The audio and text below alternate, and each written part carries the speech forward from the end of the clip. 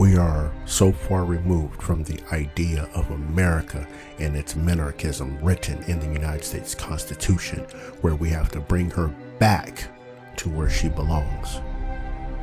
Thank you for listening to this episode of Chasing Life, Liberty, and Minarchy.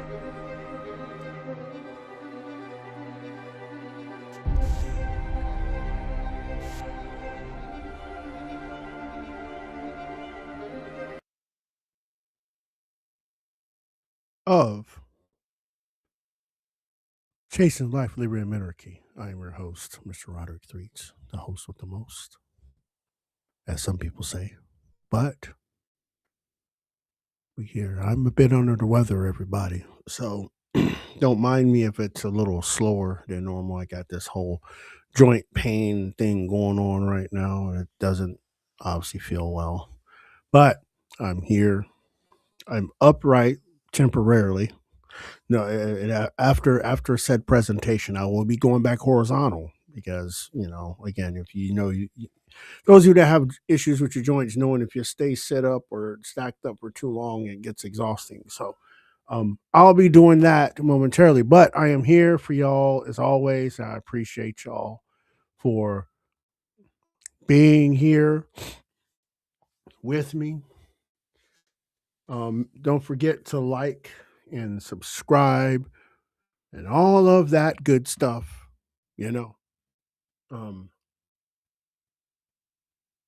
put it on your Facebooks, or face. It's not a book; it's a page on your face page, your Instagrams, or wait, Instagram or Instascam, both same thing. Scam, same thing. Make sure you put it, share it there if you want to, whatever. Just this is get this thing out there in these streets, because again, Minarchy is the only ethical state. It's the only ethical state. And people that argue against that, what do we call them? We call them loyalists. We call them, I don't know, we call them a lot of things. Statist. But we're not going to go there right now. We got some things to talk about. This episode, as I told y'all last week, is titled Cyber Shields and Digital Borders. And some of you are wondering, what are we talking about? Because I've kept y'all in the physical world up until this point, where we talked about the citizen soldier and the state having to come to the people to declare war because the citizens are the soldiers, all that. We've done all that. We've talked about the market, all that stuff. Now, right, we got to modernize, right? We got the physical part, which will never deviate. But now we're in a different era of time where cyber warfare is a thing. Most of our wars are fought in the ones and zeros of the internet, right? The firewalls and satellite communications and all these things, right? This is where a lot of our warfare is taking place. Even the warfare against the people. Now you're probably asking, Rod, what are you talking about? Well, let's talk about First Amendment restrictions by private entities because they think they're God. That they can restrict your speech because the government said you need to, right? Y'all remember this stuff, right? That's cyber warfare, people. Cyber warfare.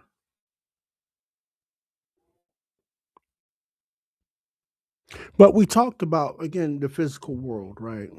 And, we're talking about where, again, funding tanks, where we're going to station our soldiers, how to protect our country, right? And I want people to remember, when I say country, I'm not talking about the people. The country is the landmass. That's the property, right? That's the property, right? The nation is the people, right? You don't hear them say a country of people. And some people are going to say this is semantics, but words have meaning and it's very important when you speak them, right? The country is talking about the land mass that has the border around it. That's the country. The citizens or the occupants of that country is the nation of people that inhabit it, right? Very prime example. Let's look at Oklahoma as an example, right? The biggest indigenous reservation in the country. What is it called? The Cherokee Nation, not the Cherokee country, the Cherokee Nation. A nation is a group of people together with similar cultures and ideas, etc., to form a nation of people. Words matter. Words matter in their original context and their etymological context. It matters on how we use these words.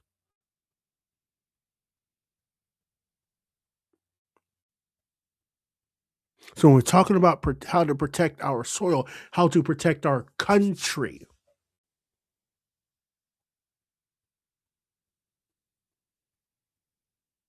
but remember, today, right, that shield you see on that screen in front of you has to face an enemy that doesn't have a uniform, doesn't have a flag, and it can strike you from 10,000 miles away at the speed of light. We're talking about cyber warfare. Because let's keep it real. In the 21st century, an adversary doesn't need to land troops on our shores to cripple our civilization. China, huh? They can shut down our power grid, freeze our banking systems, and steal the intellectual property of our brightest minds within a few lines of malicious code. China. Hmm? See, for us advocates of the minimal state, this does create a problem, and it's a scary problem. Now, I'm not trying to fearmonger you, but let's just, this is a new realm of warfare that we're not used to, and not don't get scared about it. Understand it, right? Understand it so you can try to fight it, even to the point of securing your bank information, right? Securing any online financial info. And if you can, take your financial shit off the internet if you can, right? Those apps you have to tell you what's in your balance. Do you really need those? Why can't you just call the bank and get your balance, right? Like we used to for computers. And you need to find out your balance. You pulled up with your ATM card, huh? To the bank, right? Remember, those of you that's old as me, 50, right? When you got your first bank account when you were 18, 19 years old, it was what, 92, 93 for us that are 50, right? There was no, you can go to another bank and draw out money. You had to, my first bank account was with Southeast Bank. And the bank was on the corner of St. John's Bluff and Beach Boulevard in Jacksonville, Florida. Right? I I couldn't go to First Union across the street to use my card. I had to go to Southeast Bank to use my card to pull the money out. Right? We didn't, you couldn't go to another bank to draw out money for a fee. There was no interconnectivity between these banks. Right? We could go back to that. 100% go back to that.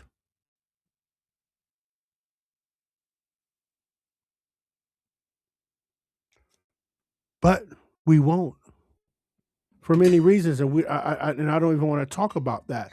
But I just want to make the point, right? When we're talking about our financial information, that's the quickest way to cripple a citizen, right? This is the quickest way to cripple a citizen by doing that. So protect your financial information if you can, because that's the best way to take down what the citizen soldier, right? And that goes into a lot of other things, but we're not here for that, right? We're only here for what we're talking about here, right? See, let's keep in mind if the state's only legitimate job, okay, is to protect our rights and property, how does it do that in a digital world where there are no borders? Remember, that's why I brought up the whole country versus nations, right? How does a state, remember, this is the question. I want you to think about this as I'm giving you what my what as I want to give you kind of what my answer is, right? To this, right? The question before you is how, if the state's only legitimate job is to protect our rights and property, how does it do that in a digital world where there are no borders in the traditional sense? I want you to think about that as I give you my answer and see if you agree or not, right? The other part of that is, and most importantly, okay, how do we build a cyber shield that protects our infrastructure without turning the state into a digital leviathan that spies on its own people, which it, and according to the current model, already does that, right? Already does that under the current model, right? Today, I'm going to show you that the best digital defense isn't a government surveillance program. It's the decentralization, encrypted, and market driven fortress. This is something I've thought about for a while to put in here, and I was figuring out how I was going to use it. And I'm not an economics guy, so it took me a while to be able to present this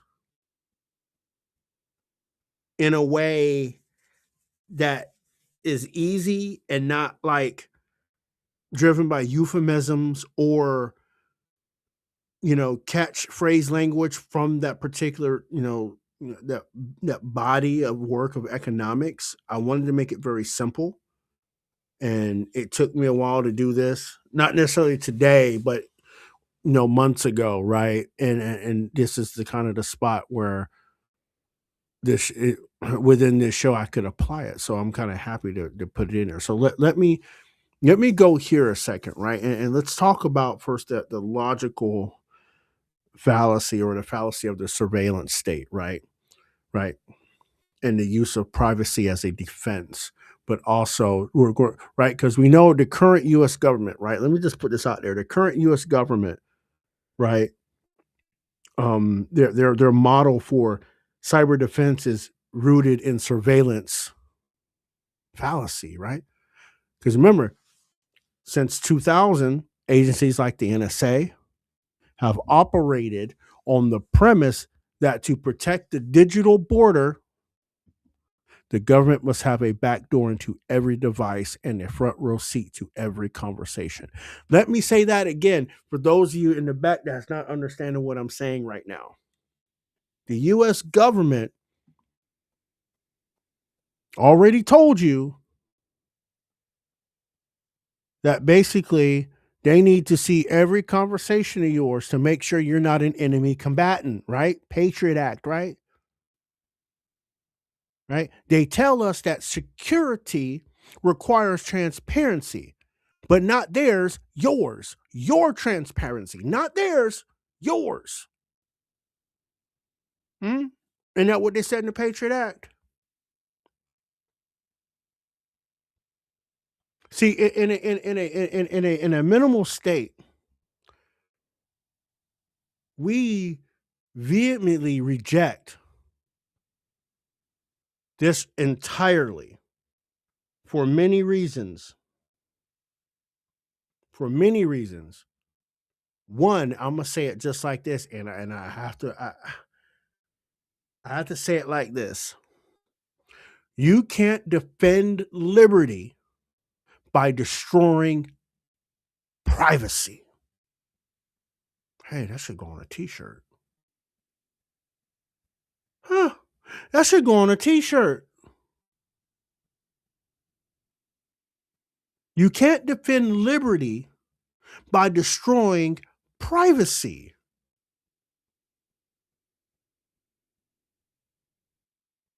Hmm.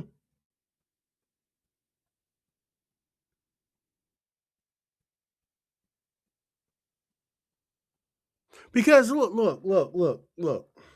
Privacy ain't just a luxury.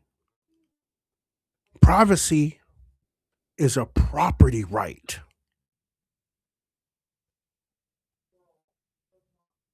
Right? It's the ownership of your own data and the sanctity of your digital home. Right? Let me repeat that again. Privacy is not a luxury, it's a property right. This is why it's enshrined in the Fourth Amendment. It's not a luxury, it's a right. Property right, indeed. Because doesn't I mean, doesn't the Fourth Amendment not tell us it's a property right? And I know most people don't look at the Fourth Amendment that way, right? But please do understand that is exactly how the Fourth Amendment reads, right? The right of the people to be secure in their persons, right? Right. Let's break that down. Do I need to throw that on the screen real quick so y'all can read it with me? Maybe I need to find it, throw it on the screen real quick. Let me go. Let's go here. Boom. Let me find it and put it on the screen. I want to make sure y'all see this.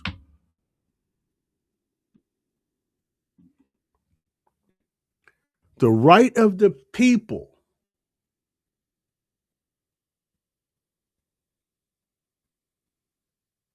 to be secure in their persons, right? What did we say the person was, right? The person, the living person, the living man, right? Is the first form of property rights, self-ownership, right? Right? That's self-ownership, right? Houses, papers, and effects against unreasonable searches and seizures shall not be violated, and no warrants shall issue but upon probable cause. You saw what they did, right? Most people just look at this, oh, this is that. The Fourth Amendment protects property rights. And even to the degree when we talk about the digital landscape that we're talking about right now, right? That digital house of yours, those emails, those text messages, right? Fall under the Fourth Amendment because that's your intellectual property. See how we tied that in? Anything you put in the digital world is your intellectual property and should not be invaded upon by anyone. But the government told you, right? The government told you under the guise of being safe, under the guise of being safe,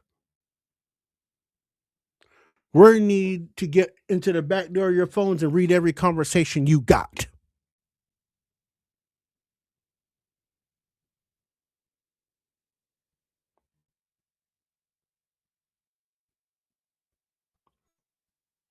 See, the current military industrial complex, right, loves this surveillance model because it's a forever mission, right? Think about, and again, folks may not agree, right? Let's keep it 100. Folks may not agree, right? Think about how they tracked Obama. Oh my God, Osama bin Laden, right? Think about that. Think about how they tracked Osama bin Laden through his satellite phone to know he was in Abbottabad when SEAL Team 6 went in and got him. Think about that a minute. Now, if we're going to be purist, right, to the core,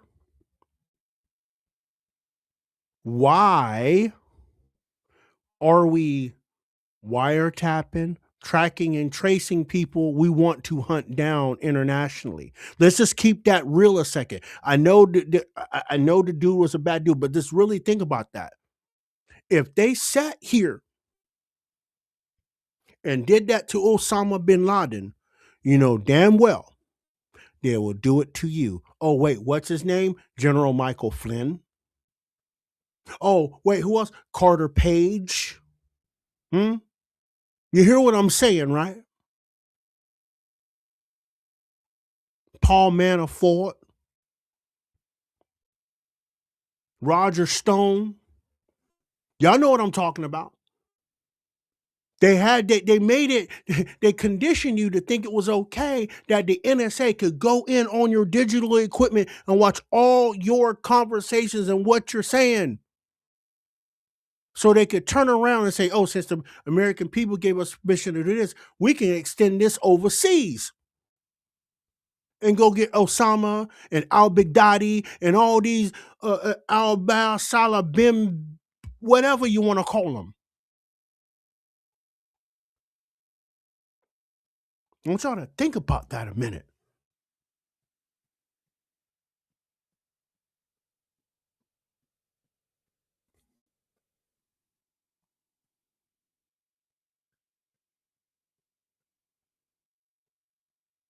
In the military, circling back to the military industrial complex, right?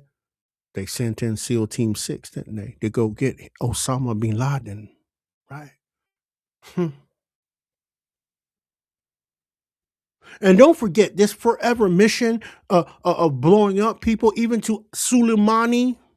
Remember when Trump shot him down in the Baghdad airport, shot him to that missile, bloom. This is what I'm talking about, right? Because this forever mission of surveillance creates the forever mission of going after people they think or may be terrorists. Not saying we shouldn't go after terrorists. I'm not saying that, but I'm just putting the principle out there, right? If they continue to perpetually use a surveillance state as a forever mission, our U.S. soldiers and our equipment will always be in use. They'll always be on hot, ready to go at the snap of a finger for any reason, right?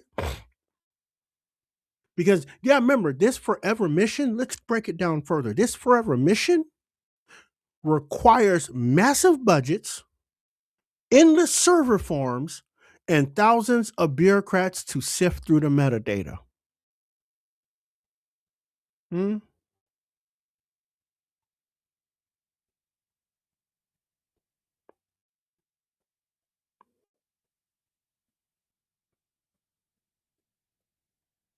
I mean, even to that point, right? Let's keep it in the country a second. Let's get out of the military industrial complex a second. Think about what they did, right? Watch this. Think about what they did. The government, the US government, the Biden DOJ, and US Marshals, right? How they tracked down people from January 6th that were not even there.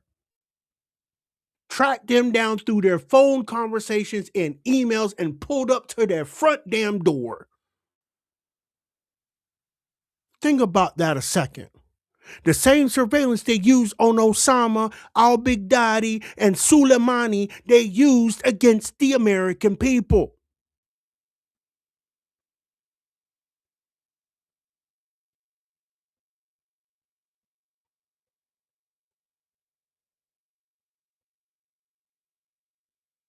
Just because you mentioned you were booking a plane ticket to go to January 6th, to go to, protest the electoral count, right? And you don't show up, and they still come after you. They still come after you, violating everything that you ever knew. Just because of the fact you had a plane ticket and canceled it to go there, you're now part of a conspiracy.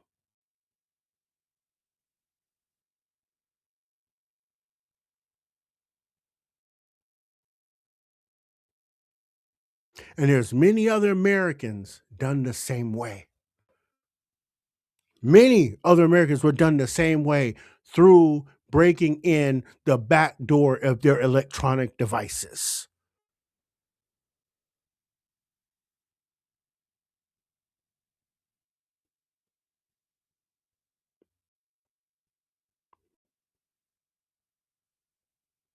I think the point I'm getting to is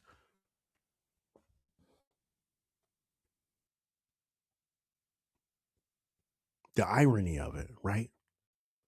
These back doors that the government demands for safety actually made us less safe, especially after January 6th, right? And when the government forces a company to weaken its encryption so the FBI can get in, they are essentially leaving the front door key under the doormat, right? And if the good guys can get in, the Chinese, the Russians, the Yemeni, the Bimini, the whatever you want to call it, whatever people, I'm just throwing shit out there. You know what I mean, right? Or even the independent hacker can get in too, right? But let's talk about how a minarchist state, a minarchist cyber defense would actually work, right? And it starts with a radical shift, right? Because the state's job, remember, the state's job is not to watch the people, but to provide the legal protection for people to protect themselves, right? The strongest cyber shield is not a government agent reading your emails or your text messages. It is unbreakable end to end encryption that even the state can't crack. That's the start. So people get on, we got the Signal app and all this. That shit ain't secure, man. Telegram, that shit ain't secure, man. You know what's the most secure form of communication and will always be the most secure type of communication until the end of time is verbal face to face. Because you can control who's listening, who's not. You can control how the information is disseminated. The government can't hear you unless they're right there in your conversation. And ladies and gentlemen, if you're talking to somebody, take take your phone out of your pocket, take your watch off your arm, wrap it in tin foil and put it in the fridge in the freezer. Because even though you might be sending face to face, but these again, remember the government has a back door to listen to your electronic devices. So you can have that watch on, you can have that phone in your pocket, and they can still hear your conversation. I'm not being conspiracy. They told you that in the Patriot Act. This ain't conspiracy. They told you in the Patriot Act, and that part of the Patriot Act was somewhat restricted under the USA Freedom Act, but they still have access, and that's the problem. They should have no access. Fourth Amendment means something.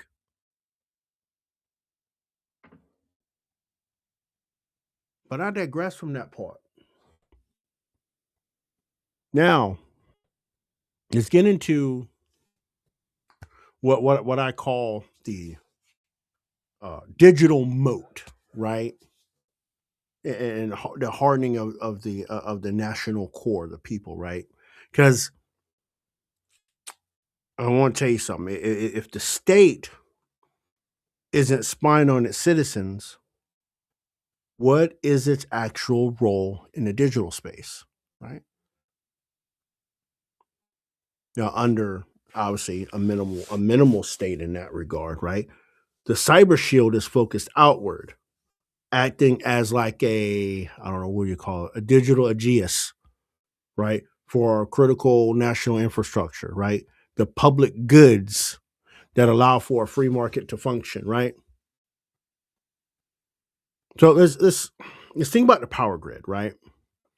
Our water treatment centers, satellite arrays that manage our GPS and communications, right? These are the digital borders of the nation, right?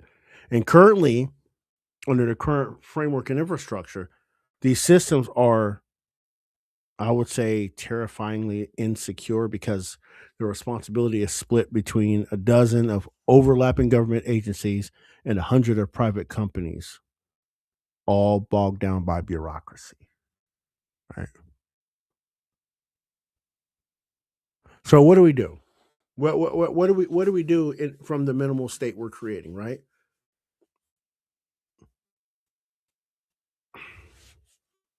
The approach would have to be very narrow and very deep. Right.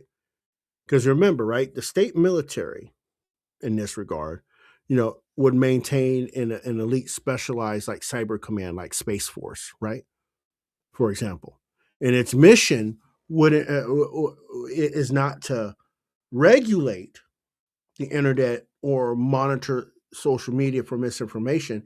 Its mission is for the hardening of these specific national hubs, right? So we treat, let's say, like the power grid, like we treat the coastline, right? The Coast Guard doesn't tell you how to decorate your beach house, but they do patrol the waters to prevent an invasion, right?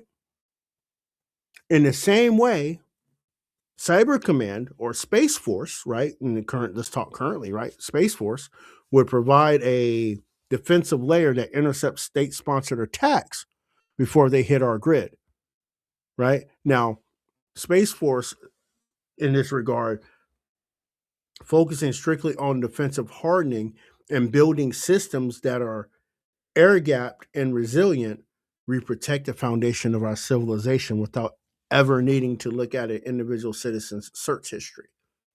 Right. So we in this move from the current model we have the of the mass surveillance state, we would move into a infrastructure resilient state in that regard. Okay. Now, the last episode we discussed what privateers are, right? Now, and no, and nowhere is that the concept more vital than in actual cyberspace, right? Let me tie this in for you so you understand, right? We know the government is inherently slow by default, right? See, by the time the Pentagon, um, their CSS manual is printed, right? Their cybersecurity standards is printed. It's already obsolete, right? But the market, right, the free market, right, however, moves at the speed of thought, right? So let's look at this how this would look like from a minimal state standpoint, right? Because we wouldn't try, right, to out hack the hackers with the government department, right? Would utilize what I call bug bounty model, right? The state offers, let's say, the state would offer a massive tax-free rewards for any private citizen or startup or any white hat hacker, right, who finds a vulnerability in the national system and fixes it, right? In turn, we turn the entire world's brain power into our defensive reserve, right? Because as we see, I'll put it like this, as we see an attack comes in, Oh, there's an attack coming in. Okay, we can patch that so that don't happen again. Boom. Right? Defensive. We ain't got to go after the person sending whatever. We just got to block it. Block. Write a code. Block. It's no different. You get tired of somebody on social media, right? And they're invading they're attacking your space. Block. Hmm? We do that, right? All the time on social media. It's no different than dealing with the cyber shield that we're building in minimal state. Oh, we'll write the code. Block. That type of attack will never come back. Block. Hmm? Mm-hmm. Now, furthermore into that, right? We also allow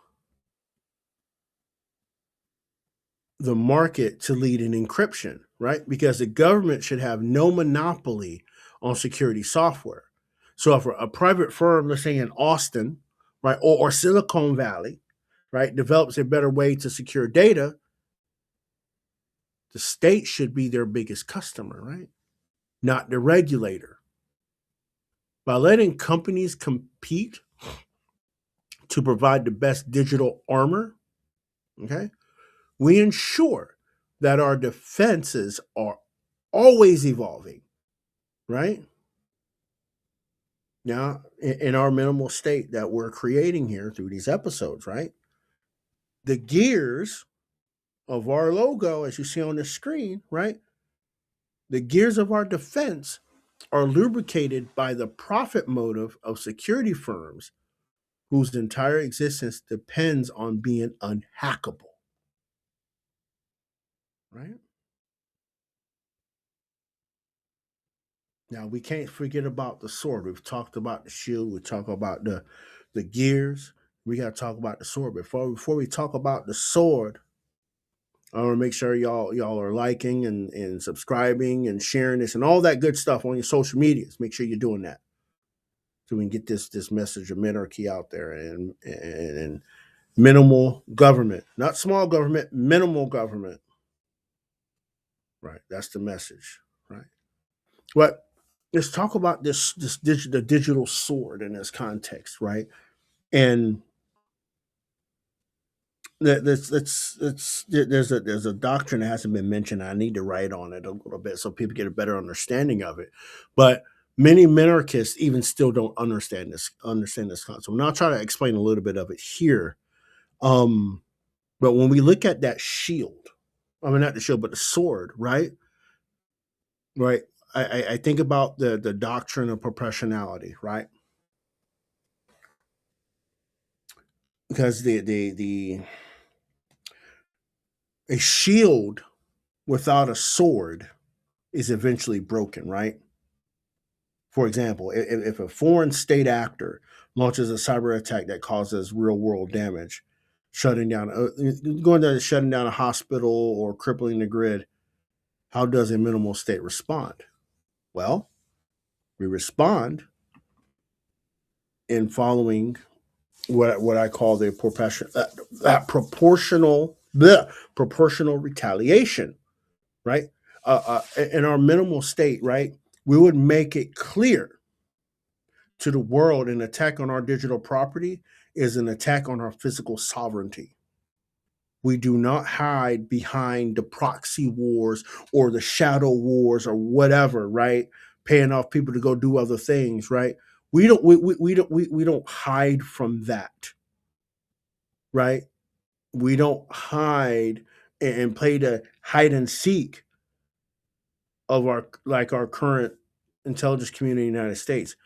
We use our space force to trace the attack, and then we hold the offenders accountable, right? The offending state accountable in this regard, right? Now, that response, I want y'all to hear me clear. That response does not have to be digital. I want to be clear on that, right? If an adversary uses code to destroy an American transformer, they have committed an act of war. The response from our standpoint, from the minimal state standpoint, is transparent and firm. and being clear to the world about our digital red lines, we created digital pacts, right? We stop being a target for low level harassment because adversaries know that a minimal state has a very short fuse when it comes to the violation of citizens' property.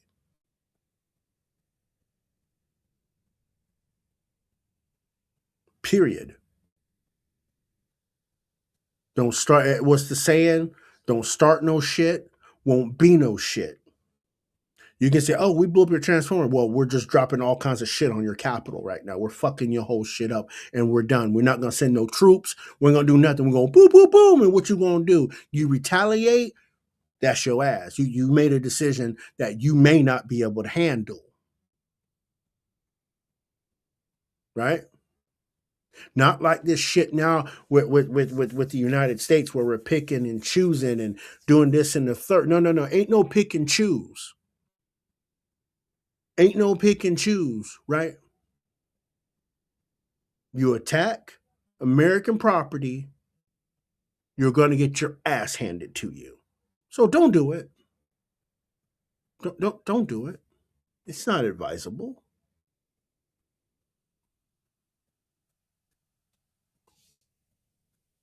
But I want to close out here, and I hope y'all enjoyed this episode.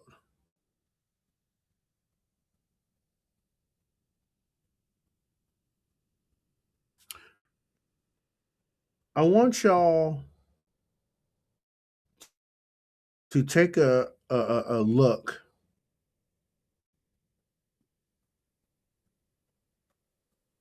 at the gears on that shield on our logo, right?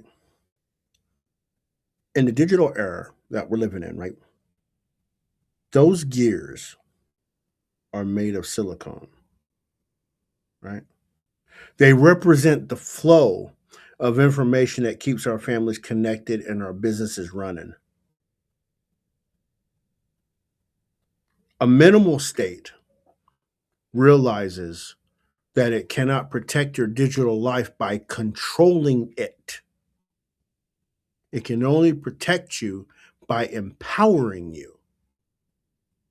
We don't need big brother, big sister, whatever you want to call it, to be safe. We need a state that respects our encryption, hardens our grid, and stands by ready to strike anyone who dares to cross our digital moat. I want to thank y'all for joining me this evening for this episode of Chasing Life, Liberty, and Minarchy. Listening to this series, The Shield of Liberty, National Defense in a Minimal State.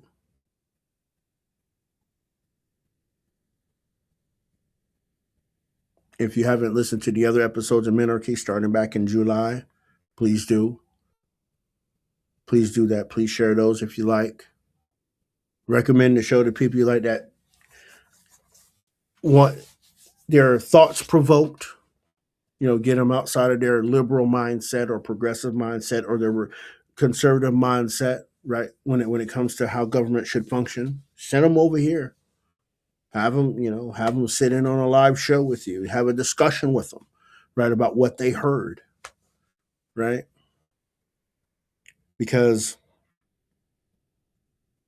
at this point in time, the only way we're going to save the United States is we have to break down every single infringement upon our individual liberties and property rights. All of it, not some of it, all of it.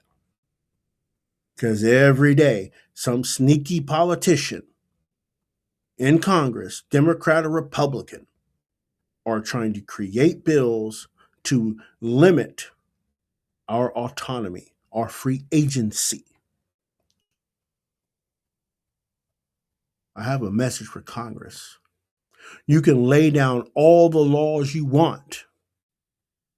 The one thing you will never, ever, ever, ever, ever in your life be able to do is to suppress the living man on this land.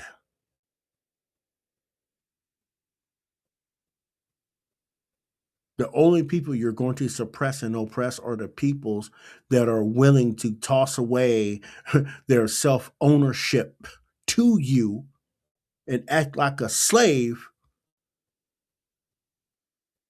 that you're gonna that you're gonna only be able to control. The rest of us, your laws mean nothing when it comes to suppression of our self ownership and our free agency. Your laws mean nothing because your laws cannot supersede the Constitution of the United States. With that being said, y'all, appreciate y'all for stopping by this evening. Make sure you like, share, subscribe, all that good stuff. Remember, love your neighbors, love your family, but ultimately, you got to love yourself. Until next time, y'all, peace and love.